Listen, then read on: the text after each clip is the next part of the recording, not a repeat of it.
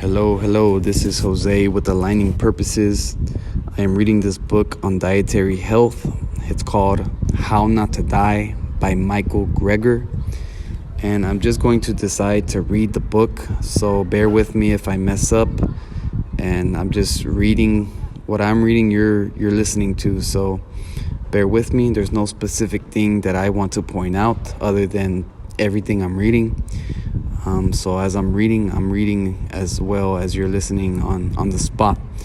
So right here, I'm going to start with, let's see, this is talking about protecting the liver at breakfast. So ways you could protect your liver and the food you can eat. So right here is specifically saying oatmeal. So I will start from here. Protecting the liver at breakfast. Specific plant foods have been found to be protective of the liver. For instance, starting out the day with a bowl of oatmeal and, surprisingly, coffee may help safeguard our liver function. Oatmeal. In numerous population studies, consumption of whole grains has been associated with reduced risk for a range of chronic diseases. But it's hard to tease out whether eating whole grains may just be a marker for a healthier lifestyle in general. For example, people eat whole grains such as People who eat whole grains such as oatmeal, whole wheat, and brown rice also tend to be more physically active, smoke less, and eat more fruits, vegetables, and dietary fiber than those who might prefer breakfast of a high sugar cereal such as Fruit Loops, for example. No wonder the former group may have lower disease risk. Fortunately, researchers can control for these factors, effectively comparing non-smokers only to non-smokers with similar diet and exercise habits. When that's done, whole grains still appear to be protective. In other words, the evidence seems clear that oatmeal eaters may have lower rates of disease, but that's not the same as showing that if you start eating more oatmeal, your risk will drop.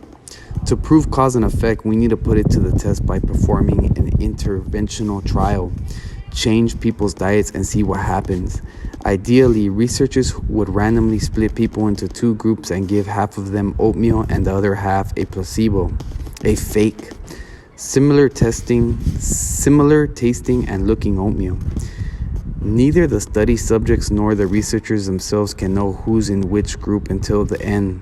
This robust, double-blind method is easy to use when studying drugs, as you just give people a sugar pill that looks like the drug in question.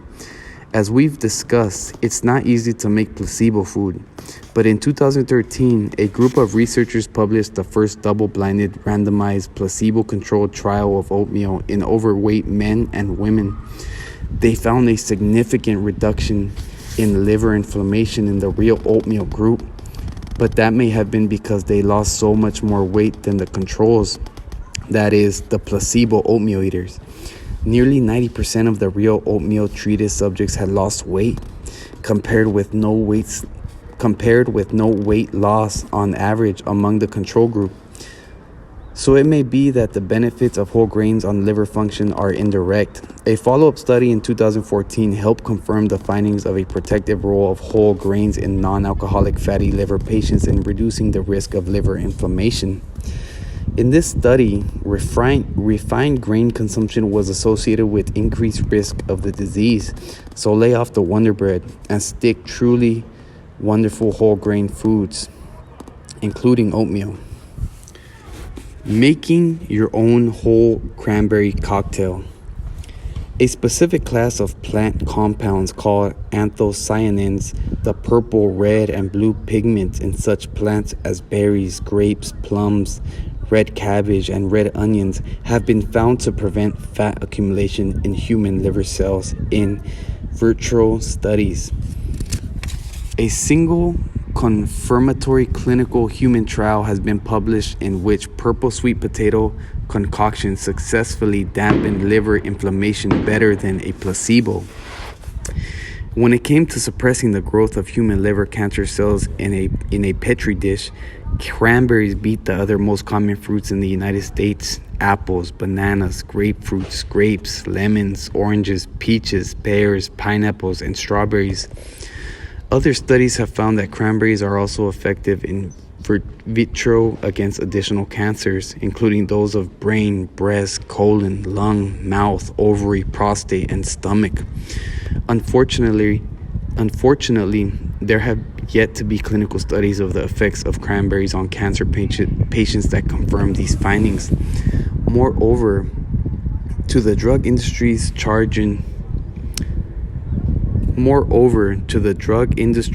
chagrin, scientists have been unable to pin down the active ingredients involved in cranberry special effects.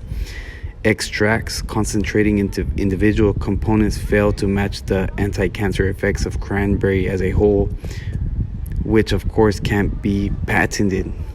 More proof that it's nearly always best to give preference to whole foods. How do you do that with cranberries though, since they're so tart? It's not easy at the supermarket. 95% of cranberries are sold in the form of processed products, such as juices and sauces. In fact, to get the same amount of anthocyanins found in a single cup of fresh or frozen cranberries, you'd have to drink 4 liters of cranberry juice, eat 840 grams of dried cranberries, or make your own way through 26 tins of cranberry sauce. The ruby red phytonutrient found in cranberries is a powerful antioxidant, but the high fructose corn syrup added to cranberry cocktails acts as a pro-oxidant, canceling out some of the benefits. Here's a simple recipe for a whole food version of tasty cranberry beverage, what I call my pink juice.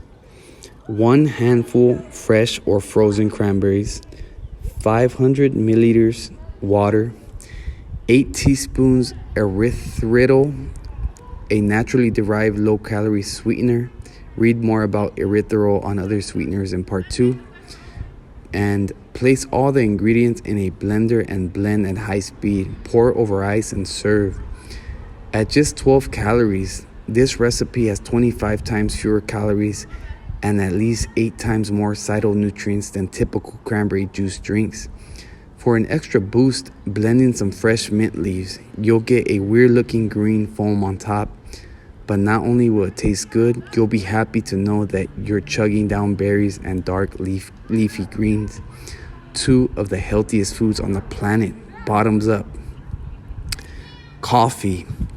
Back in 1986, a group of Norwegian researchers came across an unexpected finding. Alcohol consumption was associated with liver inflammation. No surprise there. But coffee consumption was associated with less liver inflammation. These results were replicated in subsequent studies performed around the world. In the United States, a study was done with people at high risk of liver disease. For example, those who were overweight or drank too much alcohol. Subjects who drank more than 2 cups of coffee a day appeared to have less than half of the risk of developing chronic liver problems as those who drank less than 1 cup. What about liver cancer? One of the most feared complications of chronic liver inflammation. It is now the 3rd leading cause of cancer-related death, an upsurge driven largely by increases in hepatitis C infections and non-alcoholic fatty liver disease. The news is good. A 2013 review of the best studies to date found that people who drank the most coffee had half the risk of liver cancer compared to those who drank the least. A subsequent study found that consumption of 4 or more cups of coffee a day was associated with 92% lower risk among smokers dying from chronic liver disease. Of course, quitting smoking would have helped as well. Smoking may multiply by as much as tenfold the odds of those with hepatitis C dying from liver cancer. Similarly, heavy alcohol drinkers who consume more than 4 cups of coffee per day appear to reduce their risk of liver inflammation, but not by nearly as much as people who cut down on alcohol. Liver cancers are among the most avoidable cancers. Through hepatitis B vaccination, control of hepatitis C transmission, and reduction of alcohol consumption, these 3 measures could, in principle, wipe out 90% of liver cancers worldwide. It remains unclear whether coffee drinking has an additional role to play, but such a role would be limited compared to preventing liver damage in the first place. But what if you if you're already infected with hepatitis C or are among nearly 1 in 3 American adults with non-alcoholic fatty liver disease. Until relatively recently, no clinical trials had put coffee to the test. But in 2013, researchers published a study in which 40 patients with chronic hepatitis C were placed into 2 groups. The first group consumed 4 cups of coffee daily for a month, while the second group drank no coffee at all. After 30 days, the group switched. Of course, 2 months is not long enough to detect changes in cancer outcomes, but during that time, the researchers were able to demonstrate that coffee consumption may reduce DNA damage, increase the clearance of virus-infected cells, and slow the scarring process. These results help explain the role coffee appears to play in reducing the risk of liver disease progression. The commentary in the journal Gastroenterology entitled "Is It Time to Write a Prescription for Coffee?" explored the pros and cons. Some insist that we must first identify the active ingredient in coffee beans that's protective. After all, more than 1,000 different compounds have already been found in coffee.